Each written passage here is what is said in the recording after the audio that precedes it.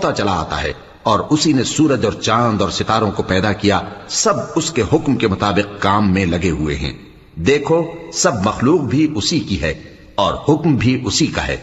अल्लाह रब्बुल आलमीन बड़ी बरकत वाला है। लोगों, अपने परवरदिगार से आजिजी से और चुपके चुपके दुआएं मांगा करो। वो हद से बढ़ने वालों को दोस्त नहीं रखता।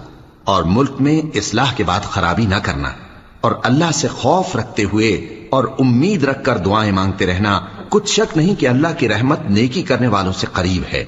और वही तो है जो अपनी रहमत यानी बारिश से पहले हवाओं को खुशखबरी बनाकर भेजता है, यहां तक कि जब वो भारी भारी बादलों को उठा लाती है तो हम उसको एक मरी हुई बस्ती की तरफ हाँक देते हैं।